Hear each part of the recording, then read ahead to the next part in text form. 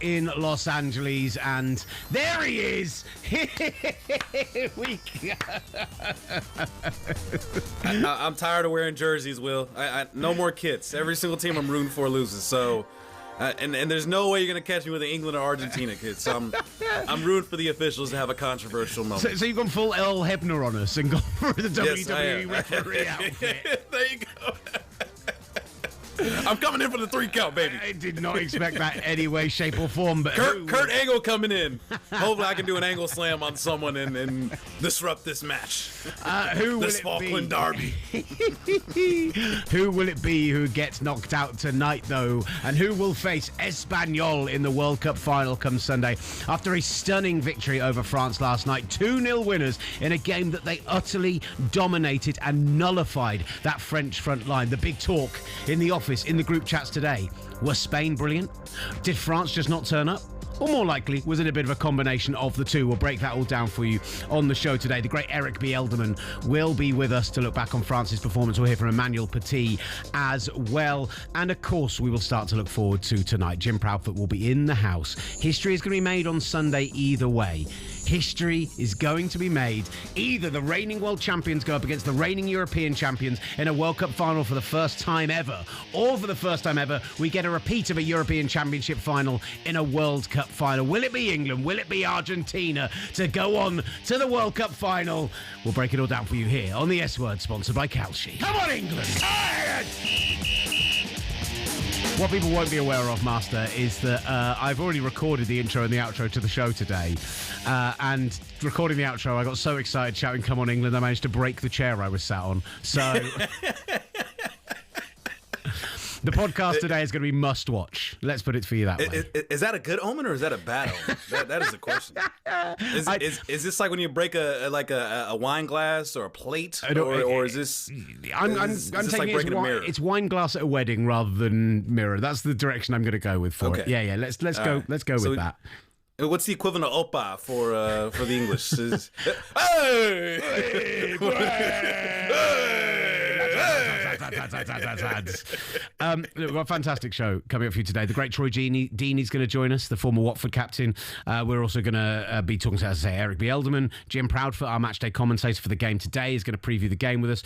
Joe Shennan, our matchday commentator for that brilliant game in Texas last night, will be joining us as well.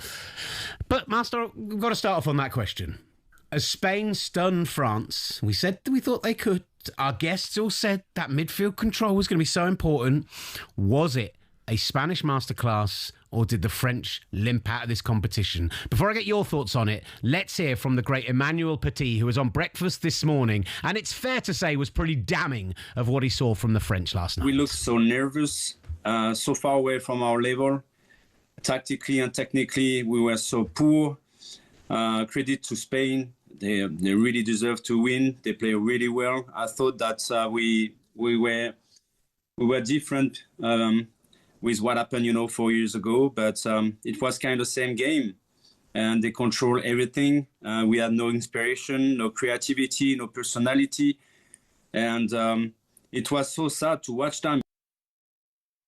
He went on in that interview to rate the front four of France all a 2 out of 10. And he said they gave up in the second half of the game once they went 2-0 down. So, Master Tesfazian, a Spanish masterclass, or did the French just lay down and take it? This was a Spanish masterclass, Will. We talked about this at the start of the shows. You mentioned it was going to come down to, if Spain can control the midfield and dominate the game through the midfield, then they can absolutely dictate the game in their terms. And we anticipated and expected them to do so. It was just a matter of whether France can be able to hit them on the counterattacks with that front four that we talked about, and being able to take advantage of those opportunities as they have time and time again throughout this entire tournament. However, the other opponents they face are not of the quality of Spain, nor do they have the depth of Spain. And once you came across a midfield that dominated in the way that Rodri did, which was an absolutely incredible performance, the way Fabian Ruiz, who for whatever reason, when he plays, When he plays for Spain, Will, they do not lose. They do not lose. And once again, Luis de la Fuente starting Fabian Ruiz over Pedri, and it paying off dividends once again as he did in the quarterfinals and in the semifinals, and producing an absolutely incredible performance. And the back line for Spain, we've talked about how incredible they've been defensively, only allowing 1 goal. And that proved to be the case once again as they shut out this potent France attack that we were comparing to some of the greatest teams that we've ever seen in World Cup history. Now they're going to be remembered as one of the best teams to not win it and make it to the World Cup final. As Spain just absolutely gave them a BTA. Very much so. Absolute BTA, 100%. From my perspective, we came into this game and everyone was talking about how France were the most complete team in the tournament that we'd seen, how everyone else was a moments team, how even with Spain, who'd been so resolute defensively, conceding just the 1 goal to Belgium, how they were still a team who were having to rely on late winners from substitutes and still having to rely on those moments of magic and those moments of brilliance from individuals. And yet, only one team looked like a complete team last night. And maybe we've spent this whole tournament overrating France. Maybe we've spent this whole tournament having bedazzled by the beauty of the front four, and Mbappe when he gets going and gets his pace going, and Elise when he's pulling the strings. Like, it is wonderful to watch when it works, but there is just no plan B. There is nothing from set pieces. There is nothing when a team sit in front of you and play banks of 4 and invite you onto them. They just couldn't break Spain down once they came up against a bit of quality. You mentioned a couple of performances already. Rodri, absolutely stupendous. Fabian Ruiz, it's now 49 appearances in a Spanish shirt, and they have never lost a game of football, like you said. Unbelievable from him. Dani Olmo continues to put paid to all those people who slate him and claim he shouldn't be in this team by being the perfect link between those two and the front line.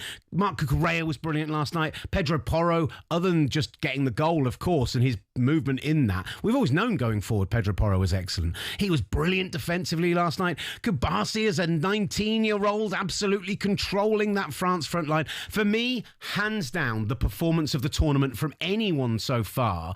And I'll tell you, the noise from England fans today is that they're glad they wouldn't have to face the French if they get past Argentina tonight. You want to face this Spanish team? You want to face this? You don't think that's the best performance you've seen from anyone this tournament? You don't think that they can control any game against any opponent? They were sensational last night. Absolutely sensational. I'm glad you gave a shout out to Kubarsi, because there's an argument to be made. He's been their best player throughout this entire tournament, stepping up, as you said, at 19 years old and being able to help.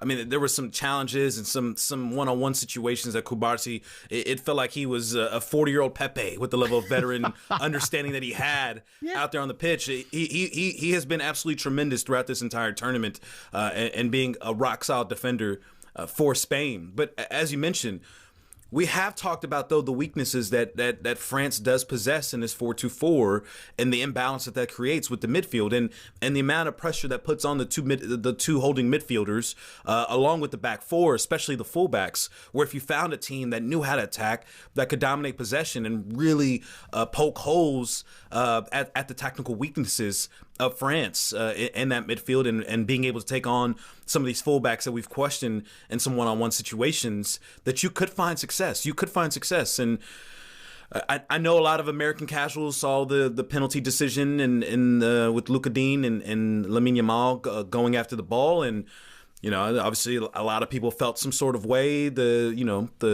newer fans, I would say, in terms of the sport.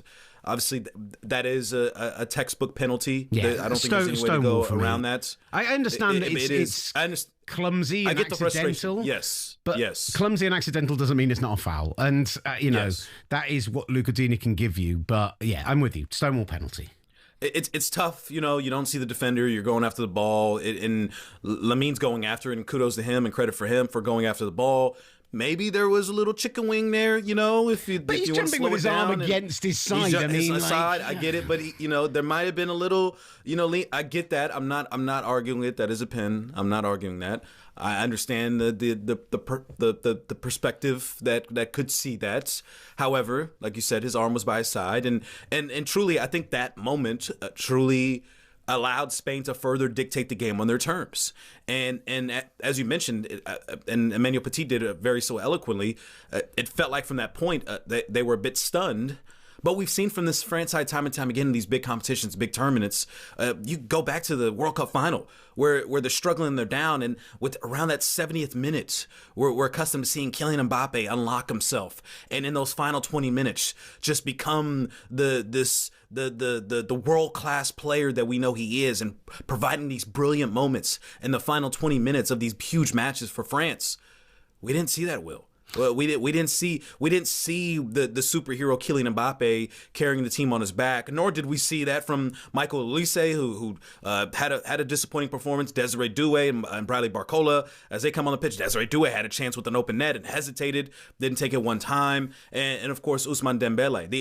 The all of the attackers that we talk about and the 2v2 situations that we see from this formation that they're able to take advantage of other teams, they were not able to unlock the Spanish defense, and absolutely all the credit goes to Spain for this. They're one of the best teams in the world. We talked about them being one of the most talented, if not the most talented team in this World Cup, and they displayed it against the best team in this tournament, that they could go bar for bar, word for word for 90 minutes and absolutely dominate France as they did. Ousmane Dembele had a couple of really good defence-splitting passes very early in the game, and you thought maybe he was going to be the key to unlock this, and then he just didn't show up for the rest of the game. Michael Olise taken off for Rayan Cherki with, 25 minutes left of the game, which you're kind of astonished any time a player of Olise's quality comes off, but there was nothing in the performance to suggest he should be on there. And listen, I mentioned Emmanuel Petit gives them all 2 out of 10. The L'Equipe ratings were famously like Adrian Durham levels of tough on French players. Yes, what they give him? Yeah, Dembele gets a 2, Olise gets a 2, Bradley Barcola gets a little 4. Bradley Barcola, the problem is he is such a one-note player. He is going to sprint at you, and he is going to come with energy, and he's going to try and make things happen. He's like a higher quality... no, I'm not going to make the comparison, because we're just going to get into an argument about him. And the Kylian Mbappe, a 3. As much as I completely agree, a Spanish masterclass, and we should talk about their development and how they've now 36 games unbeaten and how brilliant that midfield was. But there was a feeling in that second half, after Pedro Porro's goal, that France just offered nothing. France just had no plan B. France just couldn't produce. They had all this brilliance on the field and they couldn't find anything. Even in the first half, they lacked tempo. They lacked any kind of urgency whatsoever. This is a World Cup semi-final, lads. This is a game where everything is on the line. Imagine this French team under Didier Deschamps, who won the Euros and the World Cup as a player, who's come back, could have gone to a 3rd straight World Cup final as a manager in his final ever game. And instead, it was just limp. It was just... But kudos to so Spain. Weak. They neutralized France's biggest advantage, which is their pace and their speed, particularly on the counterattack. And that was not something they were able to utilize on Spain with the way the midfield dominated, the way that back line was able to, remain as solid as we've seen them as, without question, the best defense that we've seen throughout this entire tournament. So when you're able to do that, again, you're waiting on those moments of magic where, as we've seen in other matches, where Kylian Mbappe can score a goal against Morocco, where the XG is incredibly and ridiculously low, but he's able to find those small windows and create moments of magic through that. And when the magic is not there, Will, this France team, as we've seen, can wither away. And that's why you bring on Rayan Cherki. You're hoping for someone with all the talented players that they have. Someone could bring a little something that can just unlock it just a little bit, that then can provide the hope and optimism, and it could spread throughout the entire start front line that they have. But no one was able to do that. And it again, whether that's a question now that we want to look back on, which I know is very difficult in hindsight to do so, but was this the game that France maybe should have gone to a 4-3-3? 100%. And tried to be more mindful of the midfield. We've talked about this time and time again, how this imbalance, the questions that we had with this front four, it had worked. They were able to dictate games on their terms, even if they didn't have possession. We knew that on the counter is where you wanted to find them, and they were finding a lot of success doing so. But knowing you were going to face the Spanish side that was going to control and dominate the midfield, and with the great back line, is Didier Deschamps waking up this morning here, kicking himself, knowing that maybe this was the game to take off Barcola and maybe put on Kone with Rabiot and Chouamini, and see if those three together collectively could give a little bit more and try to match Spain in the midfield. And that's something that obviously it's easy to question in hindsight, but this was a question that we did propose ourselves throughout this entire tournament and going into this tournament with this formation. I understand the idea of keeping and staying with the identity that you had, the formation and the people that got you here into the semifinal. But maybe this was a match to try and go for the 4-3-3 and try to match Spain in that kind of way, and it showed. And listen, Didier Deschamps has had a career of all careers. I mentioned earlier, but just to remind you again, a winner of the Euros and the World Cup as a player. He was on the verge of taking this team to a third straight World Cup final. Winners 8 years ago, runners-up 4 years ago in a game which they very much could have won, in which they did turn up and have a brilliant performance. And yet, yesterday, you're completely right. The 4-3-3 over the 4-2-4. You played absolutely into Spain's hands. The reason you're limping out of this competition, the reason people are describing you as weak this morning, the reason that people are talking about you unravelling is because you didn't look at what made Spain strong and you didn't try and react to it. You just said, we've got what we need up front. It doesn't matter if they dominate us in midfield, which they were always going to do with just Tchouaméni and Rabiot in there. You just completely hung that team out to dry. And then you come out in your press conference afterwards and you start blaming referees and you start blaming the conditions and you start saying that we weren't given any momentum and that penalty shouldn't have been given. And I'm just like, too many excuses. Didier, too many excuses. You were as at fault for any of those players on the pitch last night. And for a manager who may go down as France's greatest of all time, you're going out with a whimper. And that's really disappointing. It is disappointing. I didn't really like that. And obviously, kudos to Ryan Cherky, who also was asked questions along those lines and didn't make any excuses about the officials or anything else. He just said that it was on them. There's nobody to blame but themselves. And I thought for some of the tension that we've seen between Didier Deschamps and Ryan Cherky, this is a clear side where I tend to agree with Ryan Cherky. But let's remember where France was before Didier Deschamps got there. We're talking about a France team in 2010 in South Africa that it was an absolute disaster. Finishing last place in their group and just finishing with 1 point. And him taking over in 2012 and then obviously going into the 2014 World Cup in a quarterfinals. 2018, they win the World Cup. 2022, they lose on penalties to Argentina in the final. And then 2026, losing in the semifinal, a chance obviously to potentially finish first, second, and third in the last 3 World Cups on his way out. In terms of what Didier Deschamps has done from a macro perspective for France, it has been absolutely incredible how he has risen the level of France now, where, again, in 98, being a part of that team and seeing what that did with himself and Zinedine Zidane, but now having this era that he was able to help mold, cast, and being able to maximize all of the talent that we see from France, winning a World Cup and continuing to have success in this tournament. Obviously, the question will be, did he fully maximize the talent that he had? Was there another World Cup there on the table during his reign as France coach that we'll look back on and think, what if? But considering where France is now compared to where they were when he first got there, I think he's done a remarkable job, and he's passing it all now to Zinedine Zidane. And we know his prowess as a coach and what he's done at Real Madrid, the relationships he has, the passion he has for French football, how long he's been yearning for this position. It sets up to pass the baton to the next coach now, making sure that France football is here to stay and remaining as one of the 3 or 4 best nations in this entire world. So, again, it's losing understanding and deserving the criticism that he does yesterday for the performance France had, looking as a totality and as a whole of what he has done for French football. And it is truly one of the best careers that we've seen in managerial history and playing history, being able to win one for your nation, also as a coach and as a player. Nothing short of remarkable. So kudos to him for a great run as French manager, though I know it's going to end with a bitter taste in his mouth, thinking he should have been in his third straight World Cup final.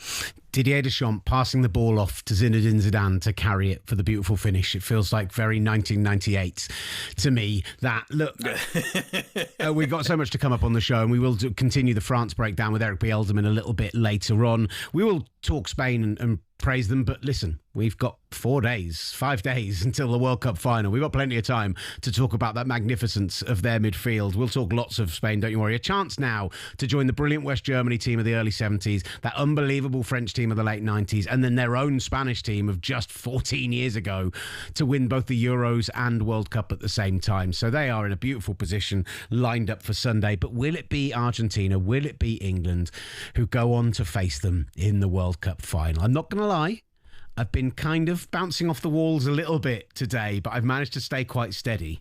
I feel like as this show goes on and we start to talk about this game, it's going to start to creep in. And Jim Proudfoot joins us live from Atlanta up next to ratchet up my adrenaline levels here on the S Word, sponsored by talkSPORT.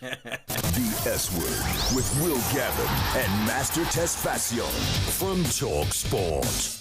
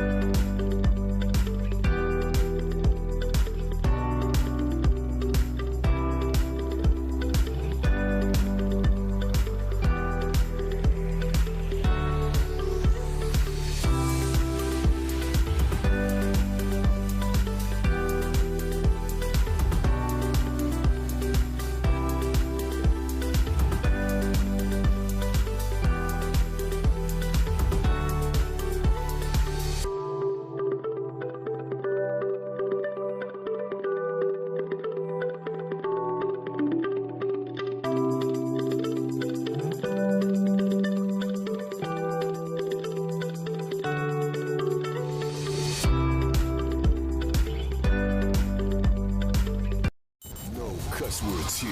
Just 2 hours of full-on football dialogue. Every day, talkSPORT presents The S Word.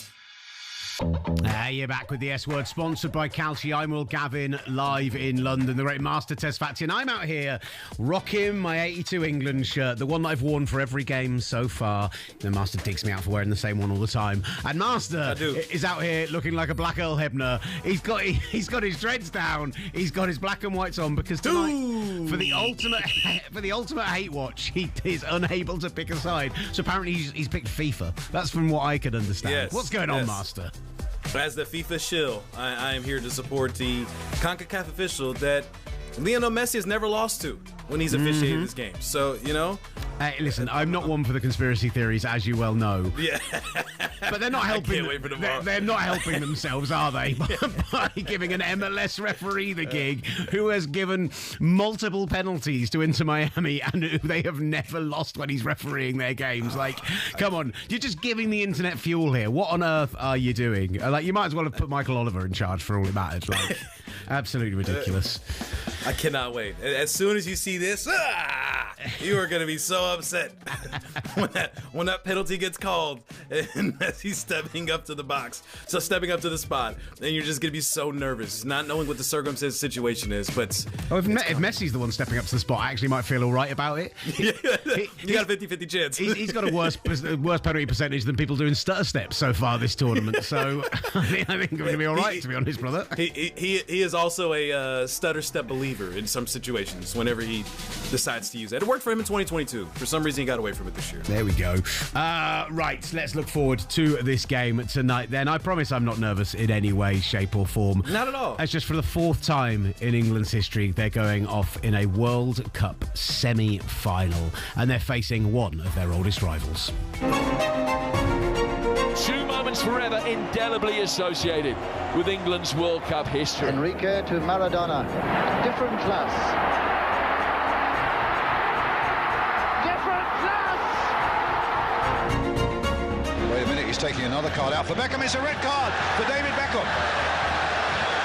Oh, no. I've got an added layer to it. Coming at the shooting, Messi! It is in! It is 2-2! It is Messi! 39 years of age. There's moments of genius. This is the spirit of World Cup winners. This is the spirit of a team, a nation who are not willing to give their trophy away. We'll get everything we've got. You saw that there. Whoever was ready to come on, came on, and so proud of this team once again in a World Cup semi-final. Spilled by the goalkeeper and bundled in. England lead. It is Jude Bellingham again. They have what it takes to overcome difficult moments. To meet Argentina in an unforgettable night.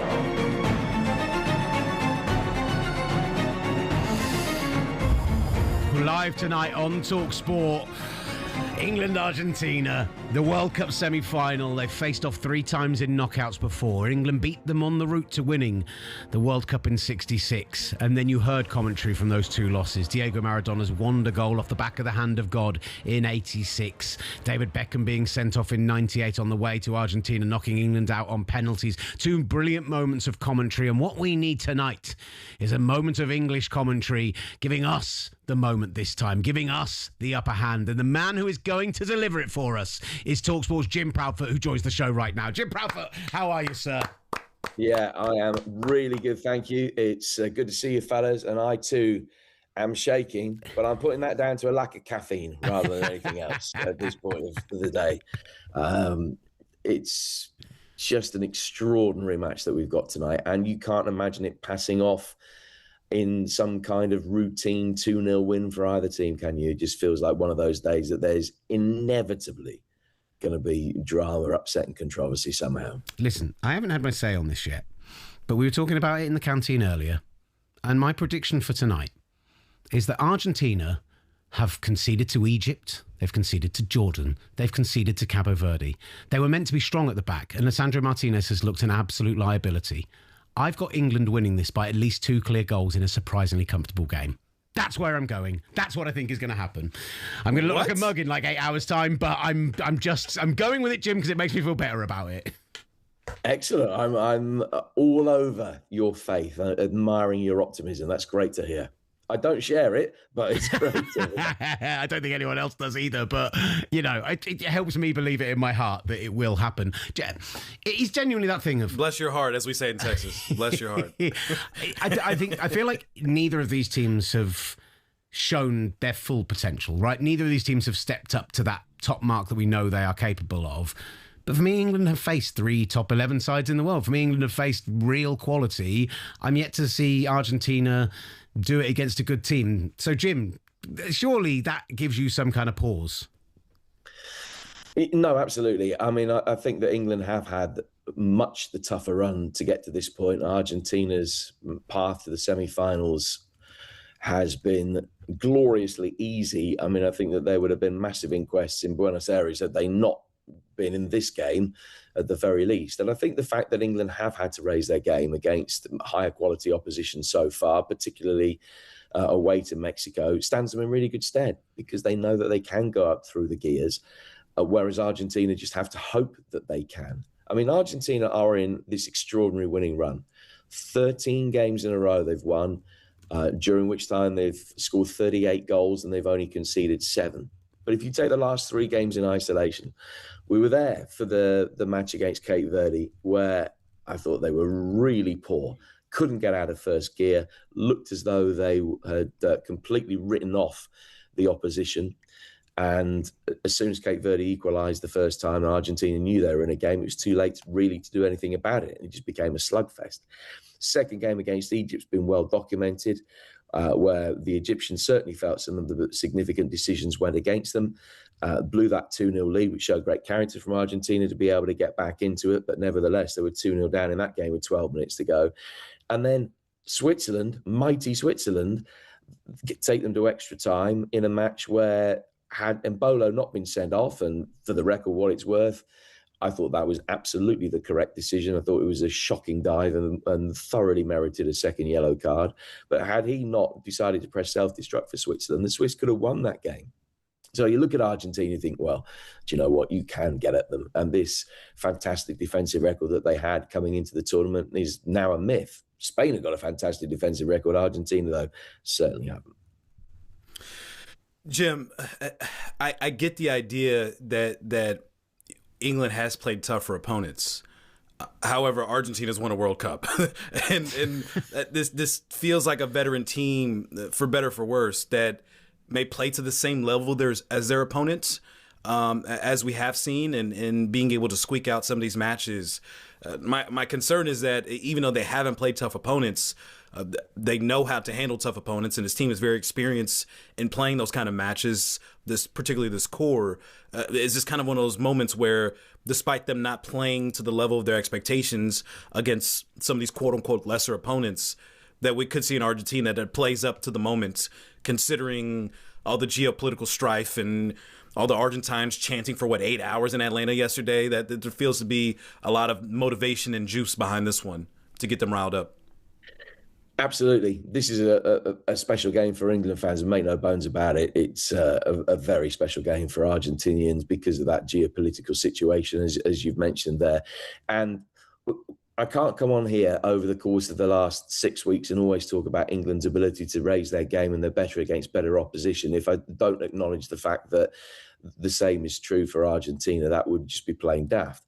So they haven't had to show their best so far, and I think it is an advantage that England have been tested more. But clearly, La Albiceleste have the opportunity and the ability to be able to step up to the plate when it matters. And something that Stuart Pearce has been talking about, and I think he has meant it as an observation, well, I know he has, as opposed to an insult, is Argentina's ability to, let's euphemistically say, manage certain situations within the game and turn them to their advantage. Match management is an important part of winning football tournaments, but the accusation that Argentina have that down to a fine art, I think, has been well earned.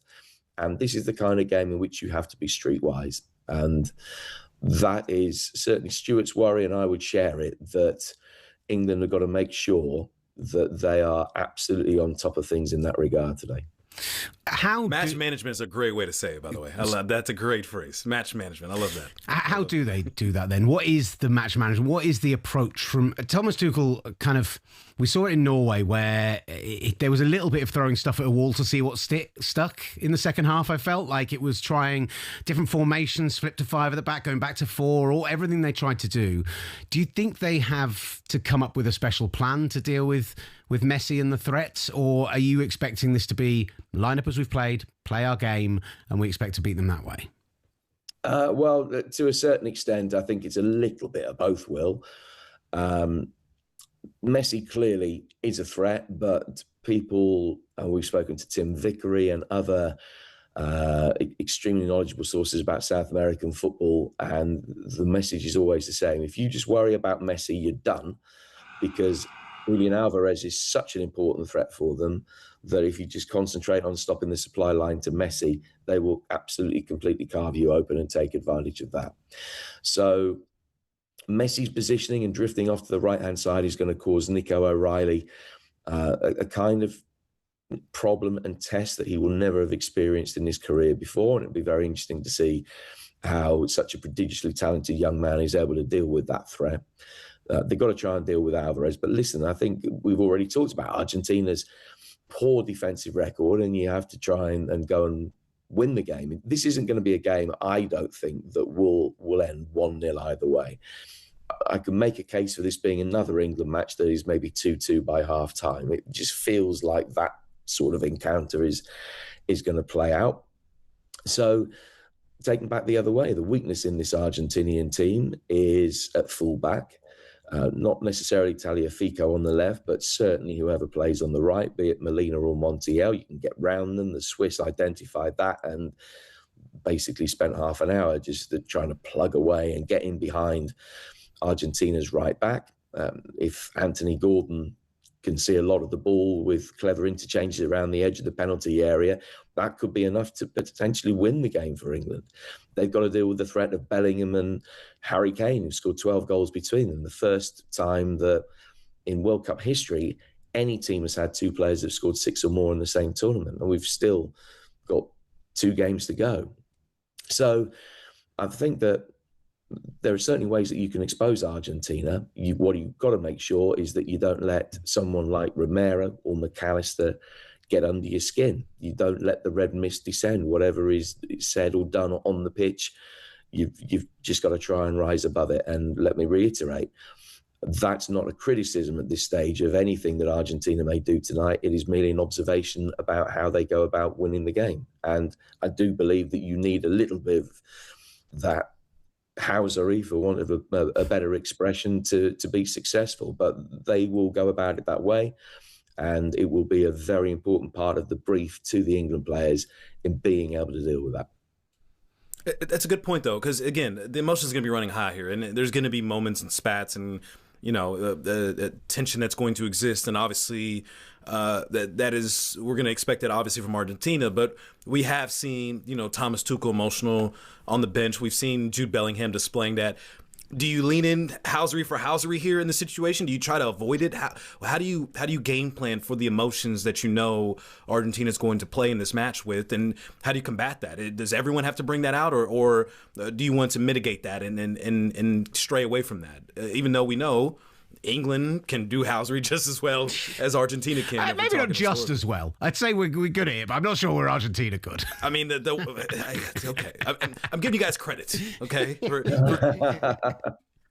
I don't know the answer to that, Master. I really don't. I don't necessarily think you can lean into it and try and fight fire with fire. I think that could be a very dangerous tactic when you have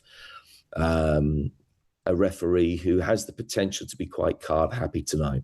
I don't know that that's necessarily the best way to go about it. I mean, for instance, I'm plucking names out of thin air. Jude Bellingham's been the best player of this tournament. So do you trade Jude Bellingham and Christian Romero both getting red cards and both sides going down to 10 men? I wouldn't.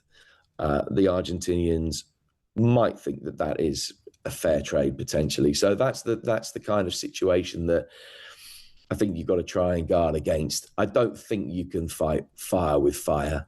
I don't know how you deal with it. I don't know what the message is from Thomas and from Anthony Barry to the players. I don't know. Do they just tell them, listen, if they start saying anything, run away with your fingers in your ears and run to the other end of the pitch? Just ignore it. I don't know. Don't be afraid to tattle to the ref. Don't be afraid to, if they cover up their mouth, go, oh, sir, he's covering his mouth up. Like, Tuchel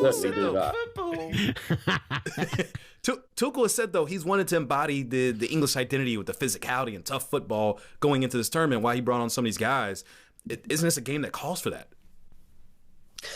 Yes, providing that the referee allows that to happen. And you'll know that within the first 5-10 minutes. You'd like to think that there will be an element of consistency about Mr. Elfat's performance. And as such, you'll be able to get a barometer very early on for what he's going to let go and what he isn't. So, yeah, make sure that you're physical, but it's physical rather than over physical. And, that is something that they have to get across. I mean, you are in the position that it's not like the old days. You can't accrue a yellow card in this game that's going to rule you out through suspension. It's only going to be a sending off that will rule you out of the last game of this tournament, whether that be the final or the third or fourth place playoff. So that does give you a little bit more scope, I suppose. It's going to be a night or an afternoon over here where there will be a need for very clever use of the squad. You could easily be in situations where if people are on yellow cards, that you swap them out, and that full use of the squad could be important. And I think that is an advantage for England in terms of the depth of that squad. So there are plenty of things at play here that make it such a fascinating encounter. Wonderful stuff from you, Jim. I cannot wait to hear you on the call tonight. I'm ready for the bombast. I'm ready for hearing what that winning moment sounds like. I will be locked in. I cannot wait. Thank you so much for joining us. Best of luck for today and enjoy. Thank you. It's going to be great. It's going to be great. It's going to be great. I'm just convincing myself of it a little bit. The wonderful Jim Proudfoot joining us morning. here. Exactly. No, just so you know, if we lose tonight, we're doing a full open golf show tomorrow. We're going to take some live commentary. Golf. We get Lee Westwood on to talk about it. Yeah, we're just going to do...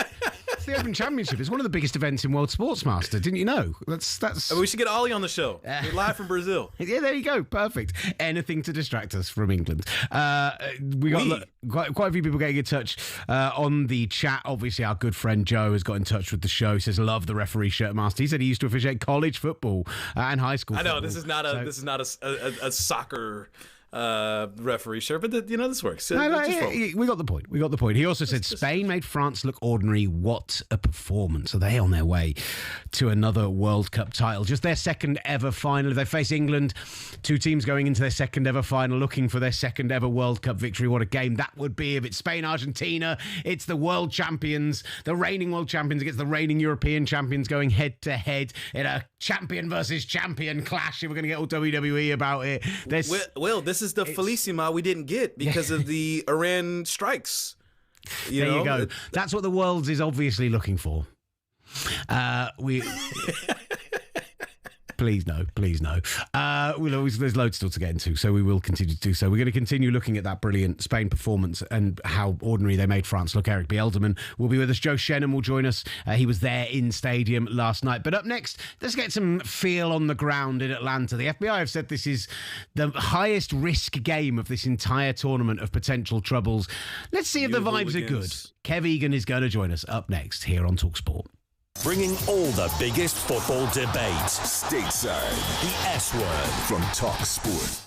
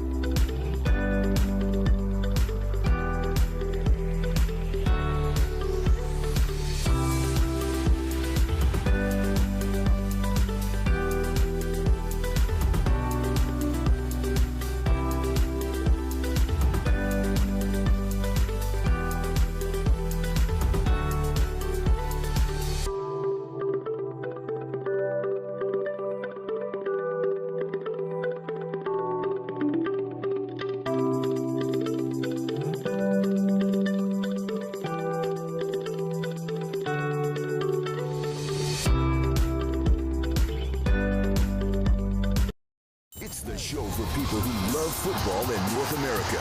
And I mean the proper kind, where you only use your feet. The S Word from talkSPORT.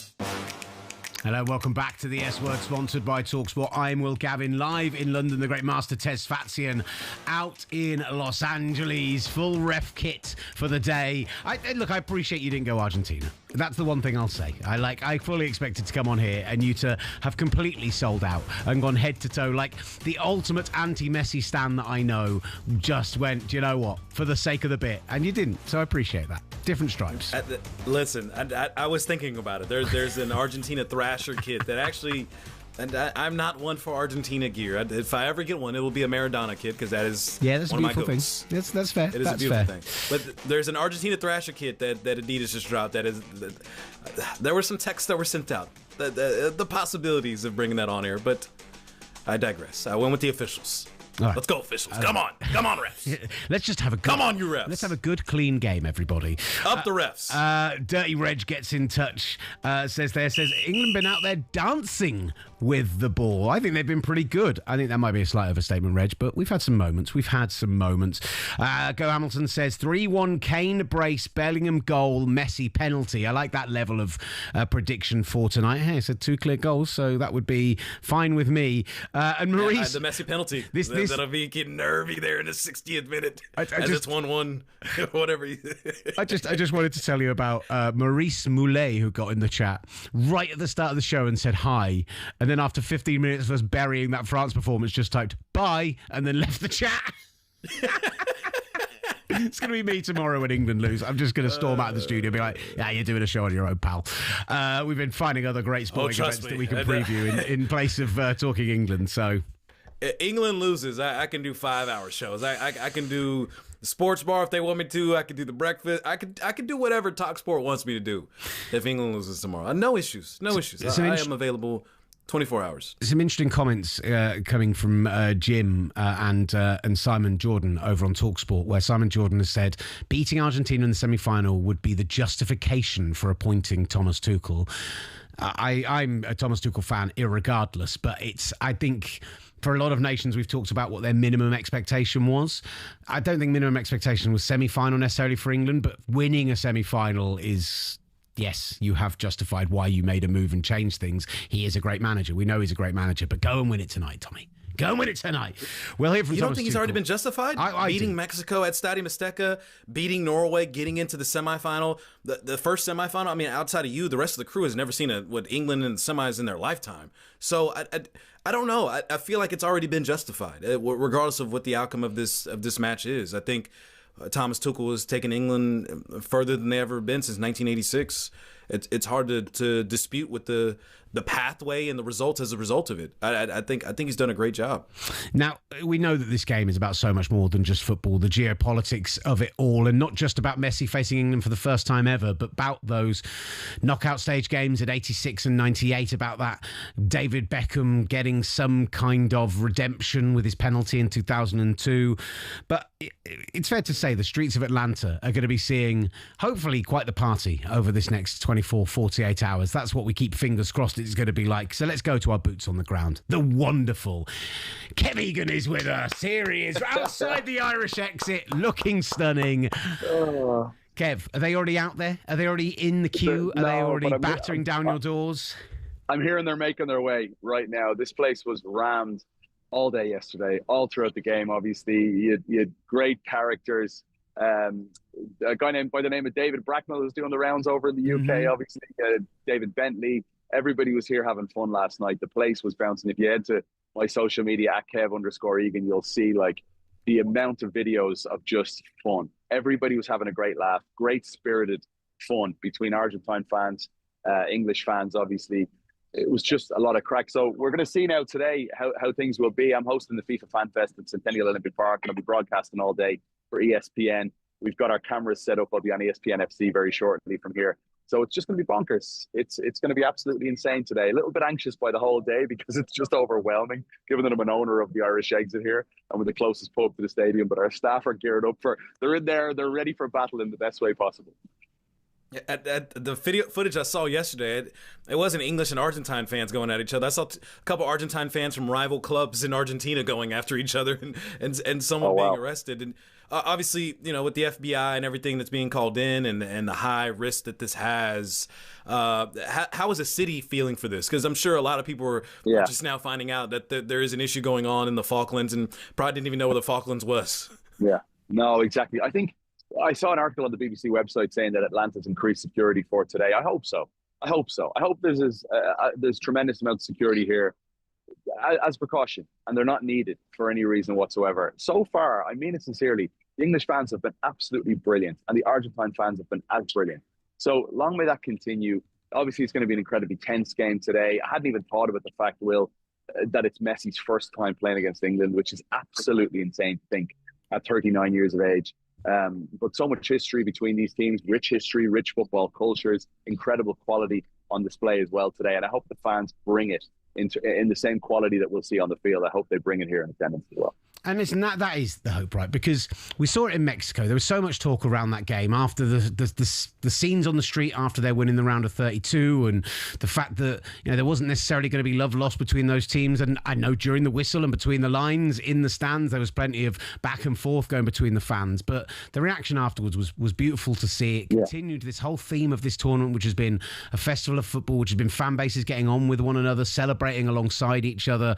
And I have to say, the England fan base, the Free Lions, put out a statement the other day essentially saying that the support of this tournament has been second to none, and they've continued to show that those outdated stereotypes of England fans don't define them. So I don't know. I believe that England have represented themselves brilliantly in this tournament. All right, they might not be Scotland. They might not be getting no Scotland, no party, but it sounds like from where you are, they are having a good time and behaving themselves, most importantly. 100%, yeah. There's been zero issues. The Congo game was here in Atlanta, and the England fans were out in force here at the Irish exit and down to FanFest and obviously the stadium. And it's just funny. It's hilarious. We're going to see it later today at about 5 o'clock, maybe 6 o'clock. It goes to extra time penalties. That when this game ends, our bar is steps from the stadium, right? So our staff, it's so funny to watch them. The game ends, the bar will be busy for the game, but then afterwards, it's like a zombie apocalypse, Lager, they're all making their way out of the stadium. And within 60 seconds or so, they're trying to get to the bar first. It's hilarious to witness. It's also just such good fun, and I really hope that continues here today. There's no room for any of the other stuff that I think people are afraid of. There's just no room for it at all. Last night was a perfect example, watching David Bentley on top of tables, singing songs as the Argentine fans were singing their songs, and it was beautiful watching everybody come together. But I will say, Will and Master, that today brings a different level of tension. There's a World Cup final on the line today. So the great hope of making it to that World Cup final is there for everybody heading into today, but one team will lose. And I just hope that everyone reacts in the right way. It's impossible to react in the right way. There'll be devastated fans everywhere you look after the game today, whether it's Argentina or England. So I'm praying for a great game, great atmosphere, and I think we're going to get that today. I'm very confident we will. I think it absolutely will be a great atmosphere. I think it'll be a miracle if everyone is able to walk away from this, as you mentioned, with the stakes, the tension, the geopolitical pressures. I think all of that will be just a pressure cooker as each second ticks off. And, I think we may all be expecting a tight game, even though Will thinks England's going to win by 2 goals. I could see a game where it goes to extras and potentially penalties, and I think that will just further enhance the tension and the pressure. And again, I'm wishing for the best. But when it comes to these two fan bases and knowing what's on the line here, making it to the World Cup final on Argentina's side, making sure Messi goes out the right way, once again going to the final, and for England making it back to the final for the first time since 1966. It just isn't this the dream? Isn't this the dream, though, Master? It's up to ante. When we say all that, like it feels horrible nearly to approach it with caution. Like, this is a footballing dream. Mm-hmm. England, Argentina in the World Cup semi-final. I feel so lucky to call this my city now in Atlanta, and that this city gets to witness this. These two cultures colliding with the grandest prize there for the taking. A place in the World Cup final to take on Spain. And for Messi, what a dream that would be, to play Spain in the World Cup final, where he played the majority of his career. For Jude Bellingham, the absolute dream. He represents Los Blancos, at the Santiago Bernabeu each and every week, and he could play Spain in the World Cup final and be the only Real Madrid player playing in that final, perhaps, which would be absolutely crazy. Sorry, no, we're past July 1st now, so technically Marc Cucurella is a Real Madrid player. But at the start of the tournament, he certainly wasn't. Listen, from your perspective, just getting that sense of being on the ground in Atlanta from the tournament as a whole, we've seen your wonderful city embrace this tournament. We've seen so many of the host cities embrace it, but are you talking purely to soccer and football fans, or have you noticed that the casuals have really picked up on this, that they have really enjoyed this, that actually this can be something that carries on for Atlanta, for the city, and for a nation of the USA? One thing that people don't seem to recognize beyond the US is that this country is a melting pot for fans and nations all around the world. Like, Congo was represented from people living in Atlanta. Haiti was represented. Colombia absolutely out in force throughout the World Cup from folks that live here in Atlanta. So it's a melting pot. I think it's the traditional, the old school Americans, the college football Americans that maybe people aren't thinking about when they talk about the locals. And I think those folks have been absolutely converted through the love, through the unity that we've seen from everybody. They didn't know this is what it felt like. And now we're very much seeing that here in Atlanta. And let's finish in style. We've had 8 games here during the World Cup. This is the final one, obviously, the World Cup semi-final. So hopefully we can end in style, because the Fan Fest each and every day has been jam-packed. There's folks lining the streets for the Fan Fest already today. A lot of cities didn't do the Fan Fest because of the cost and the concerns. Atlanta stood up in this moment, and very proud of this city. And let's finish it, like I said, in style today with the greatest game we could have ever dreamed of, England and Argentina in a World Cup semi-final. That is a really good point. Atlanta has done the Fan Fest better than any other city in the United States. And considering what Mexico has done and the incredible Fan Fest that we've seen there, and I got to experience personally, the friends that I have, the family members that I have that have gone to Fan Fest in Atlanta, they have had an absolutely amazing time there. So kudos to you and everyone else behind the scenes with the Atlanta committee for making that happen, because it shows how crucial and critical it is to have a place that the community and the city can get together and watch with all the other international fans coming in and being able to experience this moment together collectively, that I think was missed in other cities and missed opportunities by other cities, particularly in Los Angeles here, where it just kept being a moving target, where exactly where it's at each and every time in Atlanta, and you're able to experience and embrace the different melting pots and cultures of already a great city when it comes to the sport. But it's showing once again why it is one of the best in this country. And Master, on that note, I need to add, I was on stage with CeeLo Green the other day, having fun. Of course you were. Seriously, Ludacris was there yesterday, rocking the place. Like, today we've got Big Boy. Oh. Like, come on. But like, this is the extra layer that Atlanta has added, in my mind, is like the local superstars have stepped up to be on stage to represent this city. Like Big Boy. How cool is that going to be later today on stage with him? So I'm buzzed. Yeah, just to be clear, right? This is I've been fortunate enough to go to the last 12 or so Super Bowls through my work, and what a joy that is. Never before have the NFL dropped a ball like they did when the Super Bowl was in Atlanta. When you consider the hip-hop history that comes out of that city, and we got Maroon 5 as the halftime show. Maroon 5! Embarrassing. Like, you're getting better acts at the Fan Fest than they got as the Super Bowl halftime show. I know that is completely off topic from what our show is, but to this day, 10 years later, I'm still angry about it, and I will forever be angry about it. You also didn't get a great game either, but that's, that can happen. That can happen. Kev, we talked about on the show the Atlanta schedule. Some people feeling like with these matchups, some of the greatest. I was there, Argentina, Egypt, unbelievable game. You guys got England, Congo, and now you're finishing it off with England, Argentina. That turned out to be a great schedule at the end of the day. We also had Spain, Cabo Verde as well, a 0-0 draw. That's right. Yes, you did. Yes. Obviously we all know how good Spain are now. What an achievement that was for Cabo Verde. So it's been loads of fun. I've enjoyed every single moment of it, and today is going to be just phenomenal before we all get back to our regular scheduled programming, which is going to be wild. Well, listen, Kev, we're not there yet. Wonderful stuff from you, as always. We always love chatting to you. Thank you so much for joining us. Enjoy today. Have a blast today. Oh, man. And hopefully your bar is full of Englishmen singing Wonderwall and Hey Jude at the top of their lungs in about 8 hours' time. And if they're not, hope for peace and quiet and tranquility, and everyone goes home safe. Tranquilo. That's what we need. Tranquilo. We need a lot of tranquilo in Atlanta today. A lot. Many some tranquilo in the studio, the way you're slapping on that stuff, on that desk. I'm starting to get stressed. It's happening. Right, Erik Bielderman joins us in the next hour. We're also got coming up, Joe Shennan will join us. He was at AT&T last night for that wonderful game of football. And the brilliant former Watford captain, Troy Deeney. I'm in trouble with Troy Deeney. Certainly, me and Max Scott. You or me? Me and Max Scott. When we dug out a good buddy of his, Mike Greller, on the show the other day for his comments about England. And Troy is coming for us today. So you've got that coming up for you in the next hour here on the S Word, sponsored by Calci. I have no opinion. The daily deep dive into the world of football. The S Word from talkSPORT.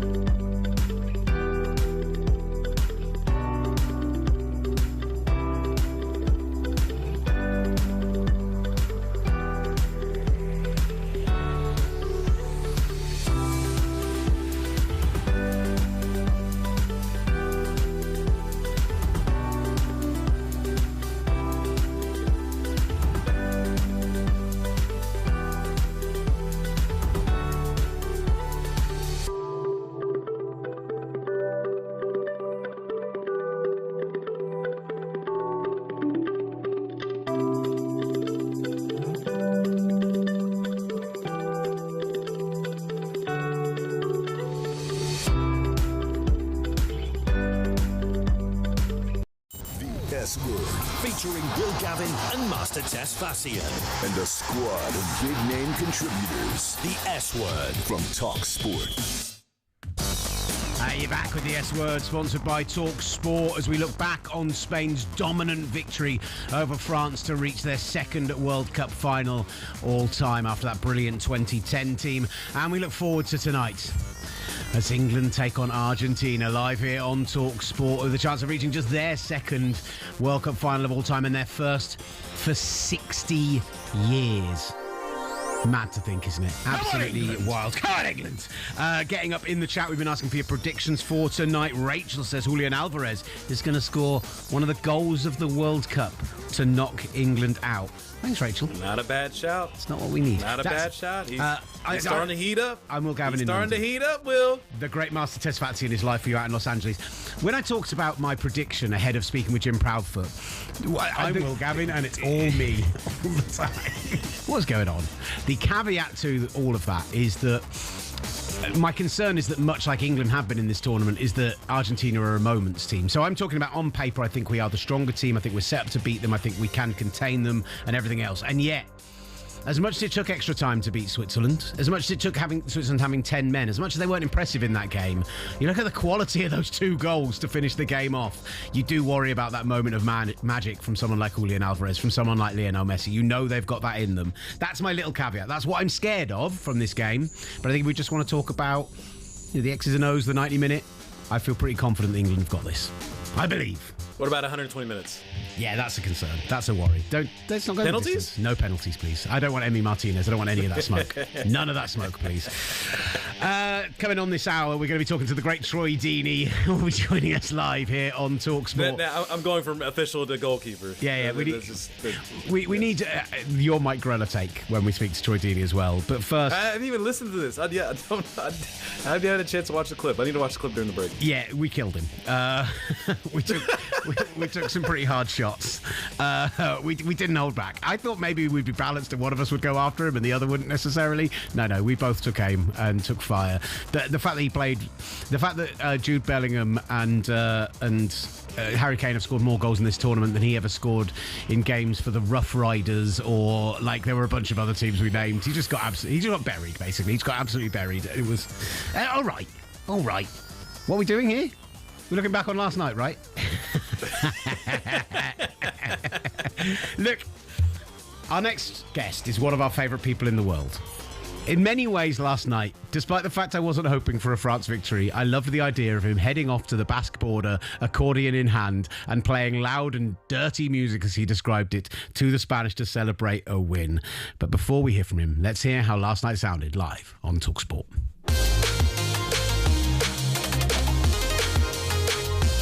Here goes Oyarzabal, and he finds the corner with a wonderful penalty.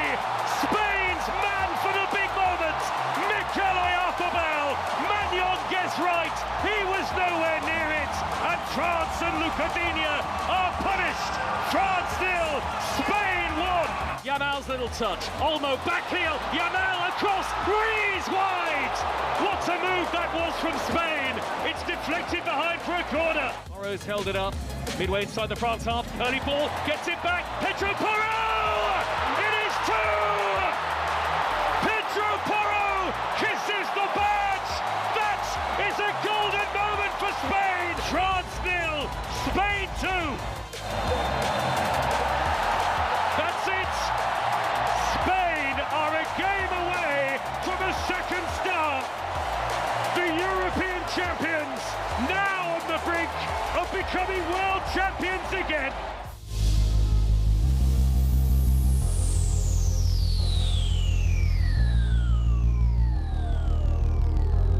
The wonderful Joe Shennan, bringing you that game live on talkSPORT, and I'm reliably informed that as Pedro Porro's second flew in during our commentary there, that our next guest put his fingers in his ears. As painful it was for him to listen to.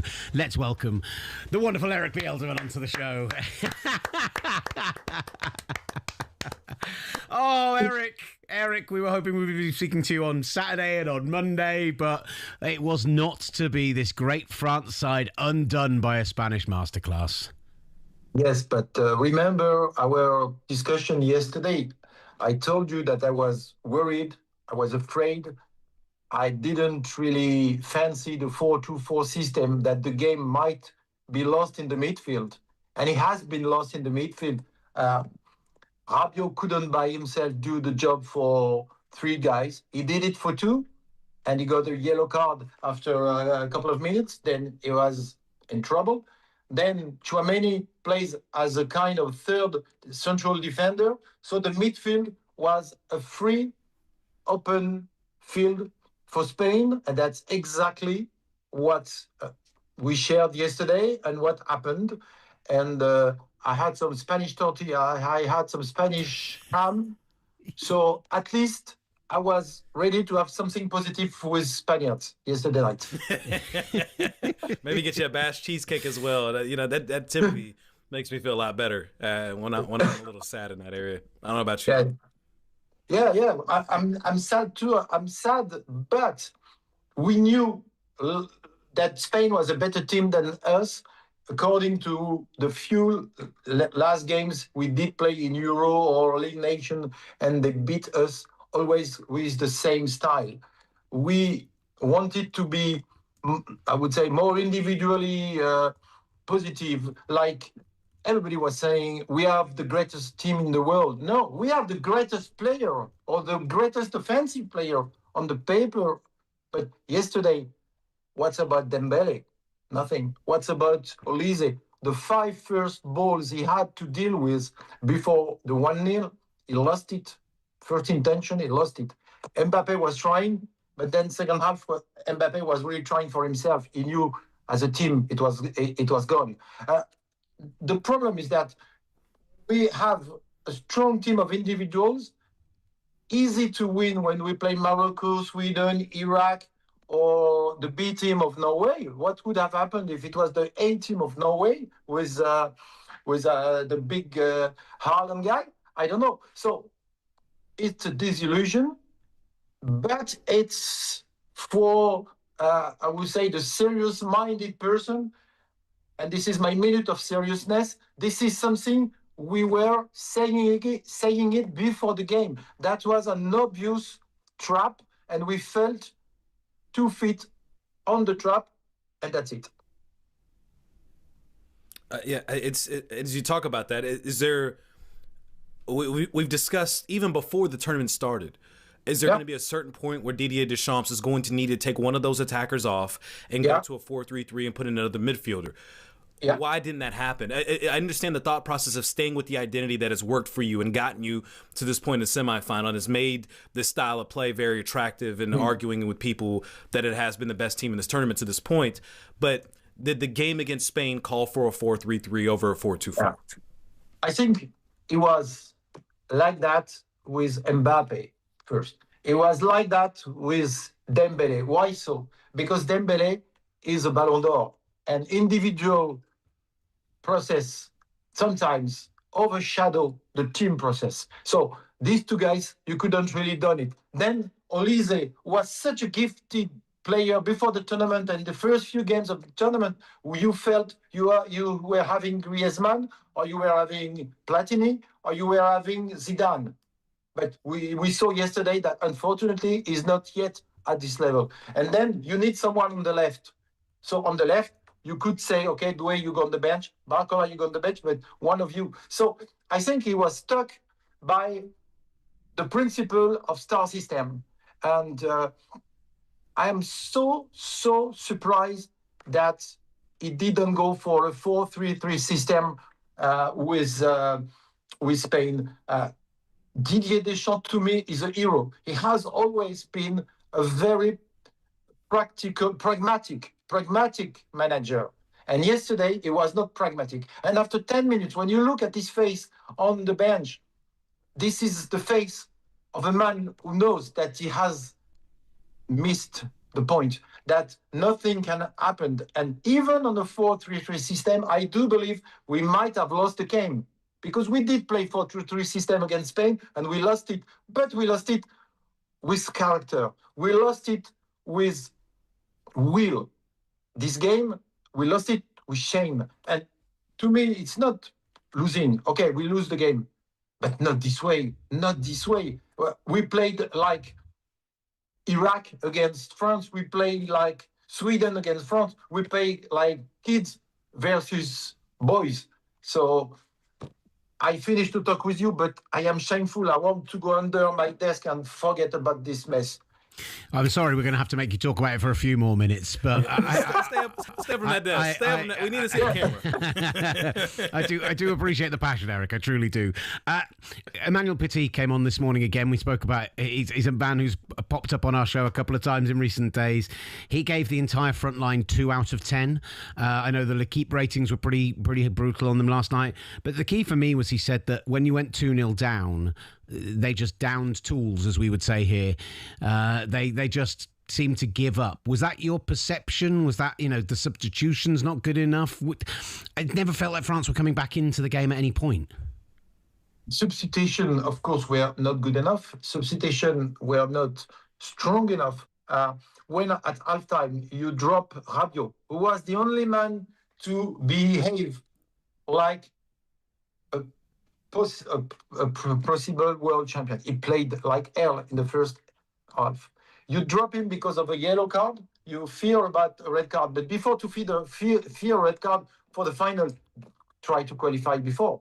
Try to do the job. And he was the leading by example.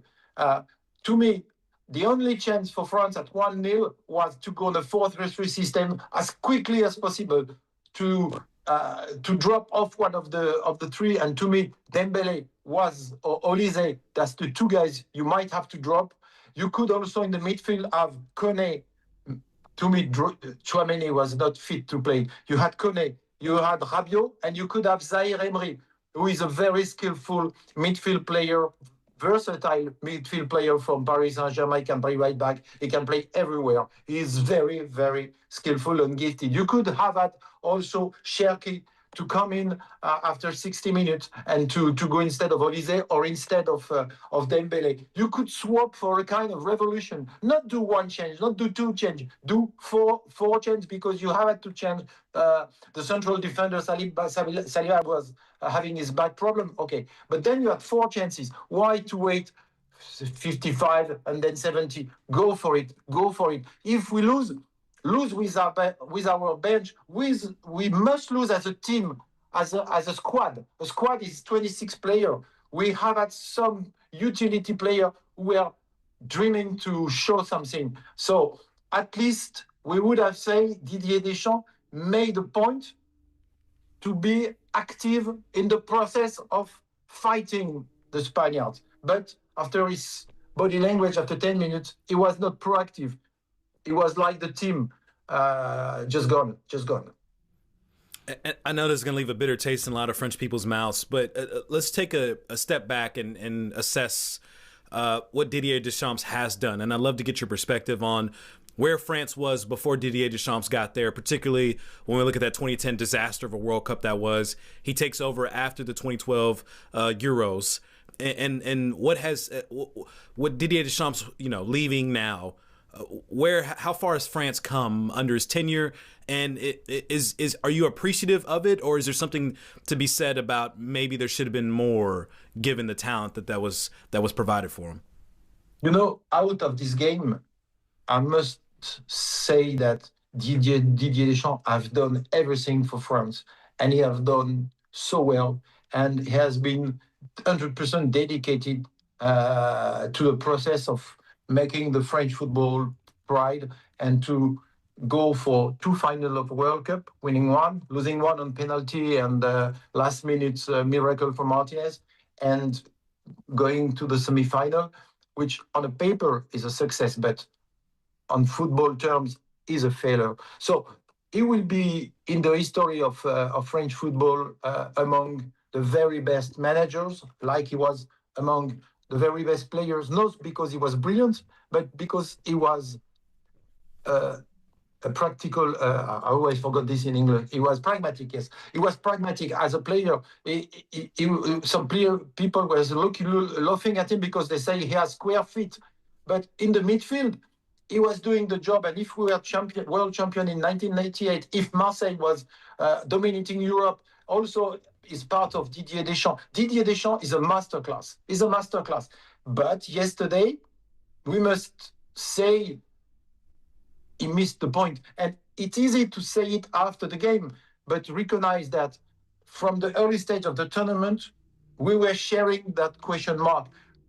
he can't go to the final and win the World Cup with a 4-2-4 system. I don't understand it. And this is not Didier Deschamps to me. So why the dressing room to me, the four guys, the four musketeers of the dressing room and the spirit of the team were so positive. I think they took control of the tactical mental of Didier Deschamps. I don't see any other explanation.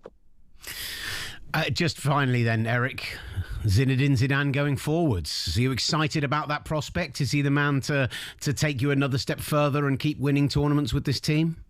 Yes, of course. Now we know the process with Didier is over. Zinedine Zidane has won 3 in a row with Real Madrid. Zinedine Zidane is a hero and is a very not a different character to Didier Deschamps, but he's also speaking low profile, keeping his secret on the dressing room. But we do expect him to be like Didier Deschamps was on the very last tournament, to be more positive about going forward, playing positive football.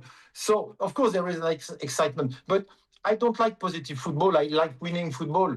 And and Didier Deschamps was the perfect manager to me, except for this World Cup. So I don't want Zinedine to be entertaining, but Zinedine with Real Madrid was not the most entertaining team in Europe, but they were the most killing instinct team. So I want the Zinedine Zidane from Real Madrid, not the one you dream of. But isn't that funny real quick, though? Because, again, now you've lost to Spain 3 straight times. And in the past, France was the one else playing, the winning football. And people were criticizing Didier Deschamps, but he was finding ways to grind out victories, and it was proving successful.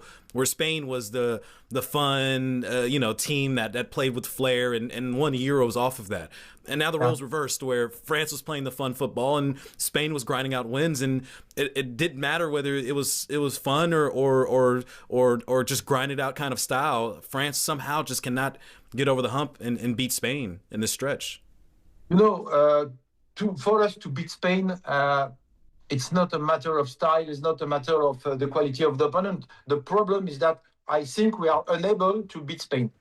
We are unable to beat Spain on football terms as long as we have not the quality of the central midfield. We have not this quality. So if we beat Spain, it's because we are lucky like hell, or we have good referee, or on the paper we can't say we can beat Spain. I think maybe for England there is something in the air where you can't be the favorite. You are the underdogs. You have no experience of reaching the semi. You have some great individuals, but the team spirit of Argentina is unbelievable. And they have Messi. You have Bellingham, but they have Messi. You have Kane, but they have Messi. And on the paper, we play 10 times, maybe Argentina wins 8 times, even on the penalty kick, because you know what is penalty kick for England. We know it with France. This is not the kind of thing we love. So you have 2 chances on 10. Please do take them. Do take them. We want you to go in the final. I want you to go in the final. I want, because France versus Argentina for the 3rd place, we don't care. They can win it. We don't care. We give them the 3rd position. But please, we don't want to see again Argentina world champion with no. It was so much painful 4 years ago. And I have something. Look that. It's original 1929. It's Valencia versus English team, played in Mestalla Stadium, and I want this game to be played again. I want Spanish selection, English selection, and it will make my original poster 1929 very expensive on the market. Erik, thank you so much for everything over this tournament and going back to the Champions League as well. You've been absolutely wonderful. I know that our producer Sam is absolutely head over heels in love with you as well. And so we wish you bonsoir. We say congratulations for getting this far. We say commiserations for not making it all the way. But we love you greatly and thank you so much, sir. I love you guys. The wonderful, wonderful Erik Bielderman joining us here on the S Word. I love him. I love him so much. But I'm going to miss him. But that was the saddest part about France losing. The French are gone. The Spaniards continue. Will it be the Argies? Will it be the English who join them in the final? Troy Deeney joins us up shortly. I'm breathless, even thinking about it. We're just hours away from kick-off now. Yes, to the S Word, sponsored by Calci. Come on, guys! Around here, we only use the F word. talkSPORT presents the S word.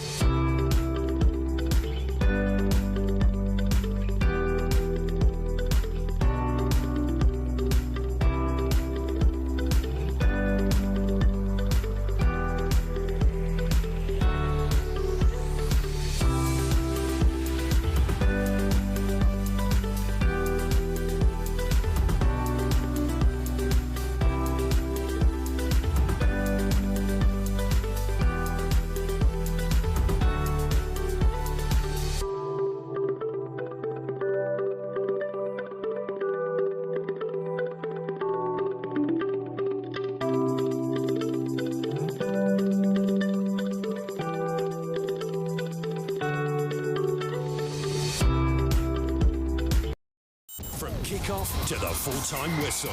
Don't say the S word. Say the F word. Football. The S word from talkSPORT. You're back with the S Word, sponsored by talkSPORT. No, sponsored by Calci, powered by talkSPORT. It's the nerves. They're getting to me. They're getting to me, master. It'll get to you eventually. It'll get to you. It's all fine. I'm feeling... Actually, do you know what? We are, 5.5 hours away from kickoff, so still a little way to go. I kind of feel fine at the moment. Like, some people, I know Max was saying... Doesn't sound like a cartoon character there while you're trying to count up the time. I've got a bit of the Porky Pigs to me, let's be honest. Max on the show 2 days ago was saying he was already feeling butterflies. And, you know, I have moments, like, I was listening to his show with Rory last night on my way home, and I was starting to get a little bit G'd up. And like Kev earlier mentioned Steve Bracknell, the viral England fan who's been doing all these great to camera bits, and he came on Breakfast this morning and did a great to camera speech that was really great value. So like that stuff gets me going a little bit, but for the most part, like I compare it with when we've been in the finals of the last 2 Euros, and I compare it with being in the semi-finals 8 years ago, and I feel like I felt more nervous about those games. I feel like I'm feeling kind of, confident's the wrong word, but just positive and just kind of feeling good vibes about the whole thing. This was sent in one of my group chats, a screenshot of some of the comments that we've seen from me, Joe Cole. Joe Cole said, good old Joe this Cole. is Messi's first time playing against England, or we're going to put them to sleep. Yeah, we're going to put them to sleep 100%. Troy Deeney, we're going to have on the show, said, I think we'll batter Argentina. We'll win at least 2-0 comfortably. Yes. John Terry, Argentina doesn't worry me. I don't look at Argentina and think they're better than us. Player for player, we're better than Argentina. I agree. Ian Wright, I think we will beat Argentina. The way they play and how narrow they are, I think we're going to block them and break them. And then Gary Neville, last but not least, with the center backs they have, I can't see us not scoring at least 2 goals. We're faster, quicker, and we've got a better squad. I don't know anything. I'm just a man who talks. I agree with all of those things. I don't know anything, which is a man who talks. Christ. Joining us shortly, Troy Deeney. I don't disagree with any of that. And yes, my English sensibilities are to be more timid than that and to be a little bit more self-deprecating than that. But do you look at how poorly they dealt with crosses against the likes of Egypt? Like, I seriously would consider starting, if Bukayo Saka's not fully healthy to go tonight and is going to be a better option off the bench, I'd start Rashford on the right and Gordon on the left, and I'd just fire balls in and cause Lisandro Martinez all sorts of problems. Allow Harry Kane and Jude Bellingham to be getting on the end of them. I truly, truly think that this is a game that we can control and we can win. I think this is a game where people will be talking about it as being even, and actually at the end of the night, people might be going, that was like Spain-France. We're stunned. We didn't expect it to go like that, and England finally turned up. But neither team have really turned up so far. So do we see both teams raise their levels? And, you know, the neutral, you got to hope for that, because both teams raise their levels. You might get an all-time classic in this game. You might get an absolute stunner. But I feel pretty good about England, I'm not going to lie. Again, you Americans are in a group chat being all like, look at all these Englishmen being cocky. This isn't my American group chat. About it. This is not my American group chat. This is what you Americans want us to be. You want us to be cocky. You want us to back ourselves. You want us to love it. And then here you are, like, throwing out, look at all these quotes. Ha, ha, ha, ha. Let's laugh at these people. No. Let's back England. Let's get excited about it. Let's say, yes, we should win this semi-final. Come on, England. My rebuttal to that, this is not my American group chat. This is my Canadian, East African, and Muslim group chat, okay? So specific. So very specific. Yes. But the Canadians understand. They are a lot. This is about 90% Canadians. Some people, folks from the UK, and you know, shout out to our East Africans with big foreheads. They're all in it. So this is a sentiment that's coming from a different region of the world. But the sentiment is clear. England is feeling very confident about themselves and being able to make it to their first World Cup final in 60 years. Again, I love the confidence. It's beautiful. It's great to see. However, I come with a side of caution. That's all I say. We have seen Argentina find ways to make lemonade out of half a lemon, and I would not discount them in finding a way, however that way is, of making it back to the World Cup final. I've seen it in person. I've seen this experience, especially in the knockouts. I was there for Argentina, Egypt. I saw with my own eyes the disbelief of that comeback for whatever reasons that we have discussed time and time again on the show that it happened, but they were able to pull it off. And they're going back to that same stadium once again, where I'm sure their fans feel very comfortable at this point being there. I'm sure they feel the magic from what happened against Argentina, Egypt. And I'm sure and England fans, rightfully so, probably feel the same magic as well, considering what they did versus DR Congo and being able to come back in that match as well, not playing their best. So I don't know who to take here. And that's why I'm wearing this official shirt, because I'd much rather be a neutral in the truest form possible, knowing that one of these nations are going to go home and I control them on social media, than having to root for one of these nations that I desperately do not want to root for. I believe that we will win. I believe that we will win. Come on, England. I believe. Come on. Listen, we're going to be joined by Troy Deeney momentarily here on the S Word, sponsored by Calci. So we'll be heading over. Here's my question for you. Okay, go on. Throw it out. Can any of these teams beat Spain?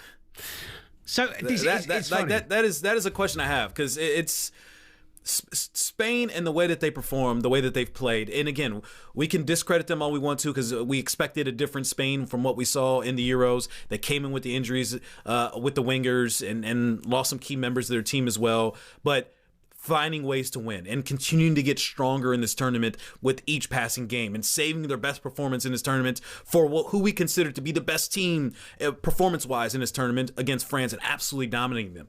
Is there an England side that could topple that? Is there an Argentina side that can topple that? And I say no. It's hard for me to believe that. I would make Spain the favourites, absolutely, and I believe that was the best performance of the World Cup last night. As I stated, I think that was the best we've seen any team perform. The concern with France was that it was going to turn into like a PSG Arsenal situation where England would just go completely inside their shell, be terrified of that front line and not go out and try and control the game in the way that Spain did.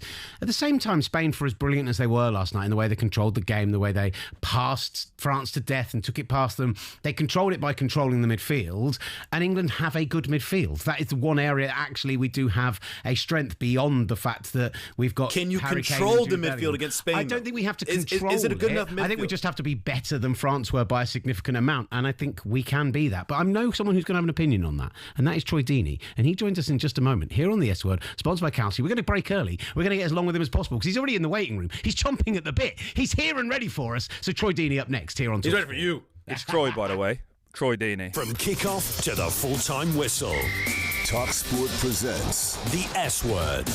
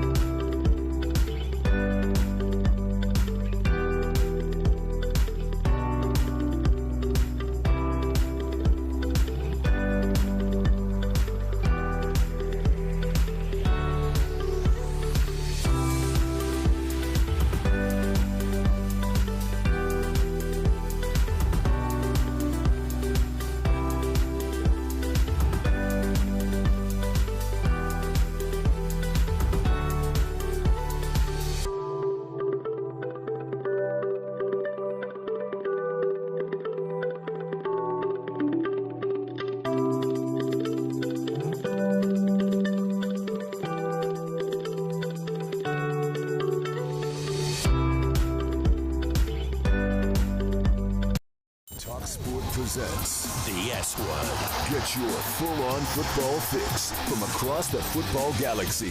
The S Word from talkSPORT. You're back with the S Word, sponsored by talkSPORT.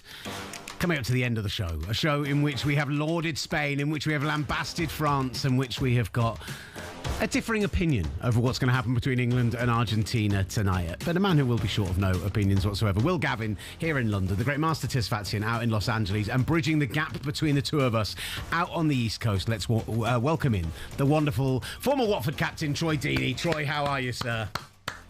Hey, gentlemen. How you doing?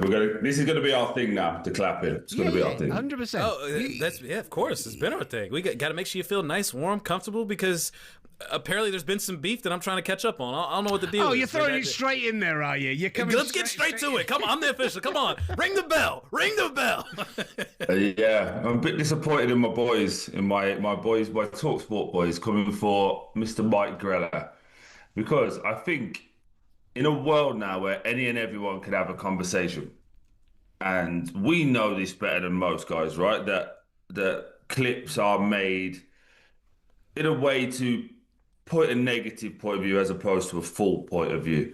And I think when you actually listen to Grella's stuff, he said a lot of things that a lot of English media are afraid to say, which is that England haven't played great. We haven't dominated it. And when it comes to the footballing side of things, we are supposed to be better than we are at this moment in time.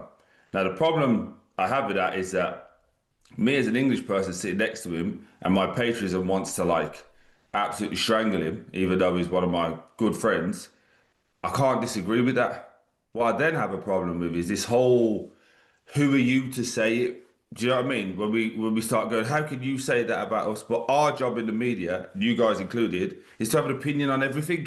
Yeah, so who's to regulate? And I will completely agree with you on that point. I said it during the conversation. I said what I didn't want to do was make this a "who are you to say it" conversation, because me and Max are sat here. Max played football to academy level. I obviously look at me. I played rugby, not football. That shouldn't be a shock to anyone who's ever seen what I look like in person or on video. I am not built for football, and I'm sure I know you hear it. I see it in the comments. Where it's like, well, you didn't play for England. You scored goals in the Premier League. You played it incredibly well. Of course. But people will always find something to hit you with. My problem with the Mike Grella comment, Everton did it. If you just want to watch, is him trying to be funny and do the whole ugliest daughter thing and everything. And I'm just like, listen, just absolutely slag off England. Absolutely come after us, but no. But that's the thing. He doesn't. He's not coming after anyone.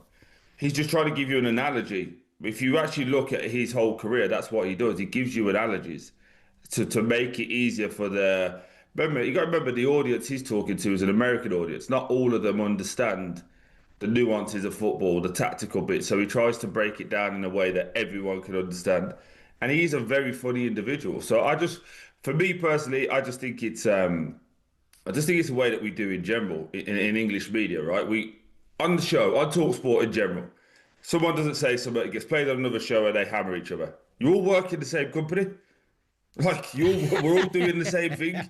It makes no sense. And that to me, I just think there's enough nonsense online that we don't have to go after each other. That's just my point on it. No, I appreciate that. That's fair. That's completely fair. And I did think you were going to come in and absolutely kill us, and you've come in and been completely fair. So I'll. No, I'm always fair. No, I'm always fair. And listen, if he was offended or if I was offended, I spoke to him about it yesterday.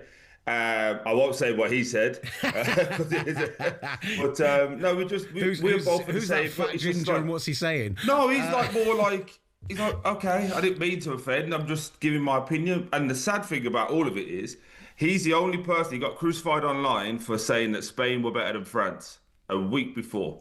He's the one who was saying he thinks Spain are a better team. This, that, and the other. Everyone was hammering him. Everyone killed him. Everyone killed him. Look at today. Mm-hmm. Is anyone turning around going, hey, sorry, Mike, you were right. Hey, Mike, sorry, you were right. And that's the problem in this game now. We're paid to have strong opinions, so we have it. But when you're right, he isn't turning around going, ha, told ya, I'm the best. And when he's wrong, no one else is turning around, when others are wrong, they're not turning around saying, hey, you're right there. We just move on to the next thing, but we can give all the negativity, all the hate in the short time. And in this situation, I know we've got to move on, but in this situation, I hope he's wrong. I hope he's wrong, because that means England are going out. We don't have to move on just yet, because, as you mentioned, things are said sometimes, and we have a platform here, and I'd like to offer the floor to Will. Would you like to apologize to Mike Grella? Look, I was fair to Mike Grella, I feel. I didn't like the analogy. Did you see that there? I didn't like... He nearly went, and then his ego kicked in. I didn't... And he was like, no.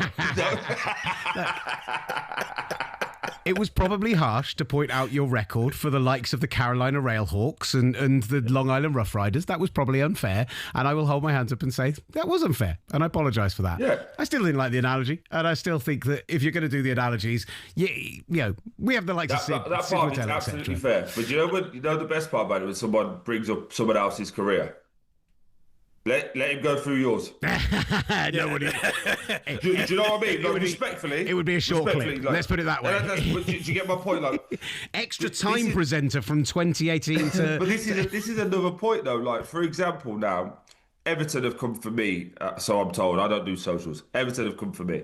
Oh, over Pickford stuff. Problem. Yeah. Yeah, no problem. And they go, oh, Troy Deeney has never played internationally. No problem.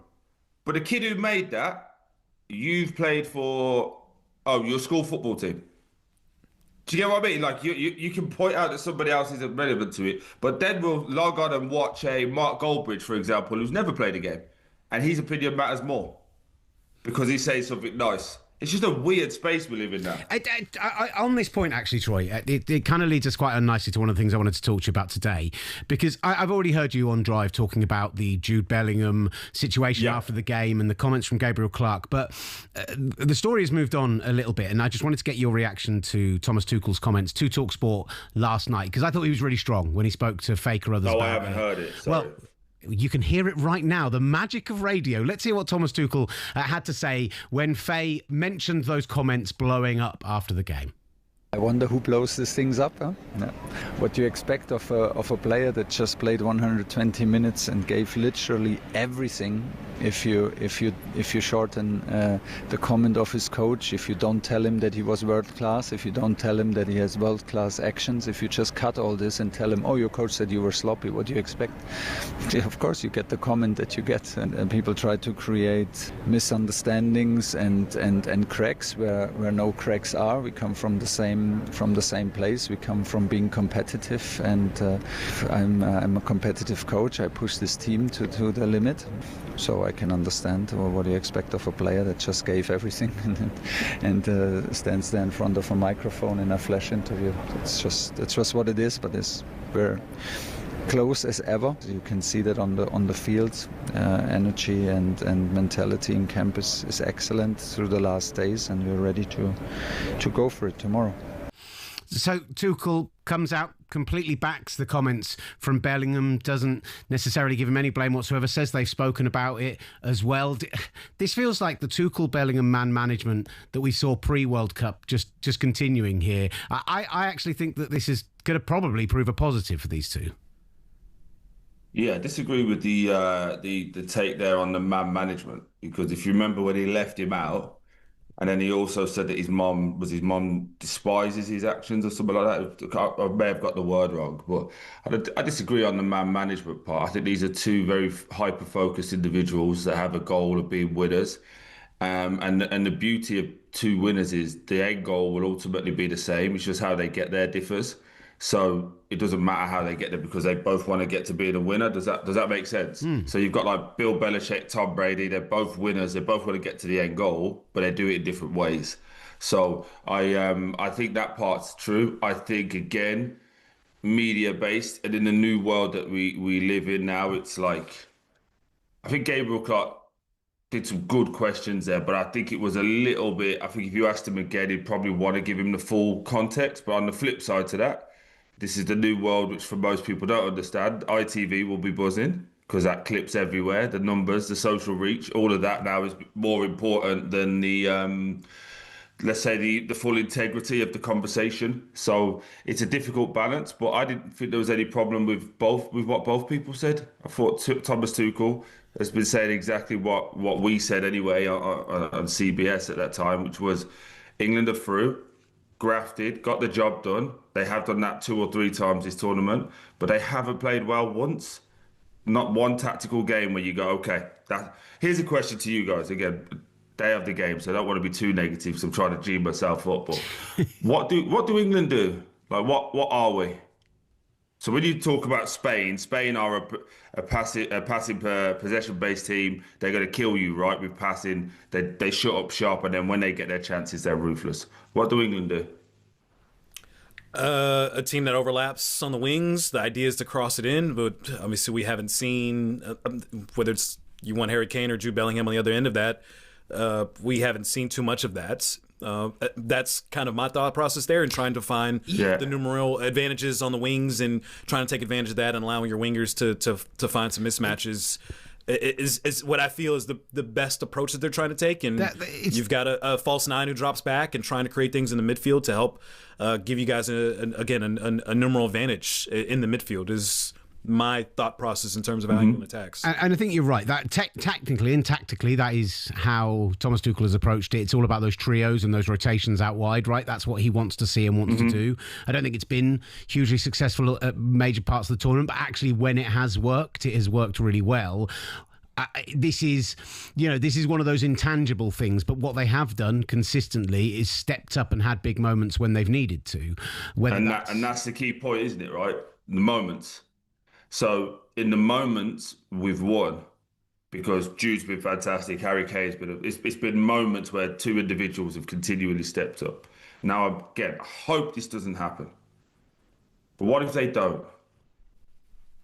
What if they don't step up? My belief. You'll be in Miami in a third place game. Yeah.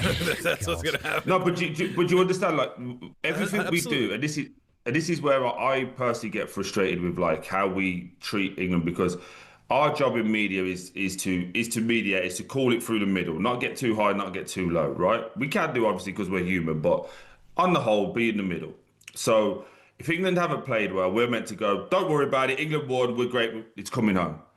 The day after you lose, it's like, England are terrible, get rid of the manager, it's all these... Do you get what I mean? It's like, whoa, 100%. Break it down a little bit more. Like, let's have a little bit more of a conversation. And while England have done great to get to this point in terms of the winning and just getting the job done, if someone would have said to you before ball's been kicked, right, don't know how anyone's going to play in the World Cup, you're going to have to play Croatia, Ghana, Panama, DR Congo, who am I missing there?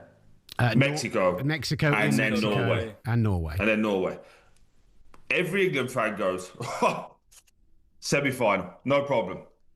I don't know about no problem. That'd be it. No one's really getting over the top. But you could say exactly the same about tonight's opponents in Argentina, right? 100%. You could say 100%. You could say England have faced 3 top 11 sides in the world there. I heard somebody the other day say we haven't faced anyone above us in the FIFA World Rankings. Whatever you think about those world rankings, it's like, yeah, we're 4th in those rankings. You don't expect to. Yeah, it's going to be difficult. Until and also the way that it's structured now, we're never going to see each other to this point anyway, right? So of course you don't. But you can look at what Argentina have done so far in this tournament, and you could say, you know, it took a comeback in extra time against Switzerland, against Cabo Verde, like against Egypt. It took an all-timer of a last 20 minutes, a fourth quarter, if you will, based on the way we're apparently playing football now.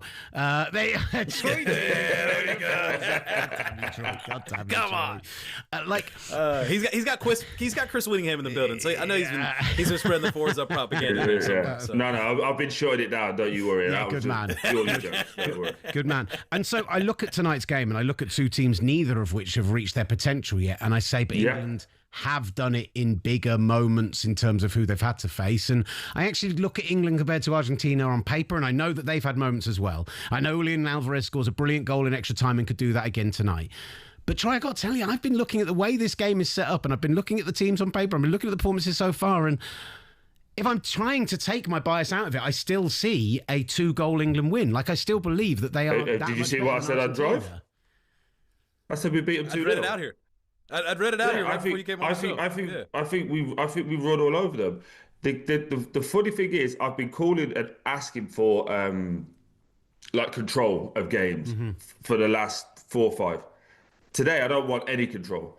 I want it to be chaotic. I want it to be transition, because yes, they're fantastic players, but they're 4 years older than the team that won last time. Let's take them into deep waters and just keep running them. Can they keep up with Jude Bellingham? Can they keep up with Anderson and Rice in the midfield? Not with the ball, because if he plays at a slower pace, that plays to Argentina's advantage, in my opinion.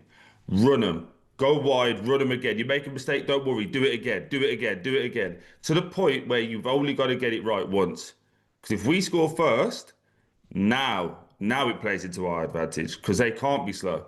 They have to try and score. So that's why I said 2-0. I've been told in the Argentinian press, that they've already put like bulletin board up about me, and I don't know what I'm talking about. But again, that's just me looking at it, non-biasness. But there's one big thing that they have. It's a big button that they can press at any time. It's called Lionel Messi. It's break in case of emergency. Press it to this fella. And we've got one exactly the same, called Jude Bellingham. So I think we're very level at this moment in time. I'm just hoping all over the pitch that we can just run all over them. But if we don't handle the occasion, then we're in trouble, lads. We really are. We're in trouble. Well, here's my question, though, and not to bring us back to the Mike Grella comments, but in sentiments which you share as well, is that England has not played up to their potential, yet they made it to a semifinal. We kind of said the same thing about Spain, from the style that we expected them to play, what we saw in Euros, some of the injuries, the adjustments they've made. Again, I know they have been very structured and they've been able to dictate the game in terms of their terms, but there is a conversation, an argument to be made that up until that France game, we had not seen the best of Spain. But those moments, and whether you win ugly or pretty in this World Cup, it's all about just advancing. Isn't that the priority here? Should that take precedence? That will always take the priority. But I think if you had to compare us to anyone, you'd have to compare us to France at this moment in time, which is a team that's turning up and hoping that the big players carry them through, right? With Spain in every single game, whether it was the Cabo Verde one or Cape Verde, however you want to say it, like when they played that game, the keeper was unbelievable. They missed a lot of chances, but they still had, was it 75% possession? Still passed the ball the same way. When you watch the game, you were like, okay, I can see what they're trying to do. We've just had that discussion, not to take it back, but we just said we're trying to go wide. Our wide players aren't playing well. So then what? We're kind of stuck. And it needs moments of brilliance from Jude or from Harry. So I think we are a little different to Spain in that regard, because the Spanish way has been that way for the last 12 to 15 years. And even if it's been good, not good, and they're not right at it, they're still always going to keep the ball. So I think when we can watch it, you can see what they do. I always think personally, a good team beats better individuals. That's just my ethos in life. On that question then, Troy, if Spain play like they did last night, can either England or Argentina beat them? I don't believe Argentina can beat them. I believe England can. And here's my logic why. And I can already feel how this clip's going to go. But if you think about it, right, we're not very good with the ball. We're showing that. We struggle to break teams down. We struggle to dominate games. We struggle to hold the midfield down. But we're great at closing people down without the ball. So Spain are going to have it. We can set our press, nick it back and go. That actually makes it more like a Premier League game, which should suit our players. Very easy for me to say, as you can see. But I think we're in this situation where actually the Spain game suited us better. I'm not saying we're going to win, but I think it suits us better not having the ball and being in a position to hit on the counter-attack. Troy, absolutely love it. Thank you so much for joining us. You're brilliant as always. Anytime. Appreciate you. And wonderful stuff. Good luck to you guys Troy today. Deeney joining us. Yeah, enjoy the game tonight, You don't mean Troy. that. He doesn't mean that. I could just feel it. And that's why I'm wearing the official shirt. I want an official controversy. We got an MLS ref, baby, and I want some controversy. all this is pure hate watch from this guy. He's just going to go into tonight. Someone's going to lose, and I'll be happy. He wants red cards. He wants people giving each other a kick in. He wants all of that tonight, and maybe that's what he's going to get. But what we want to see is England continuing, like they have done every stage of this tournament, to fight through the fires, to push their way through, to find a way to the top of that mountain, to make it to their first World Cup final since 1966. Come on, England! You can do it! Beat the Argies tonight and on to Spain on Sunday. Thank you for watching the S Word, sponsored by Kalshi. We love you greatly, and we'll see you tomorrow for our England victory party! Go Revs!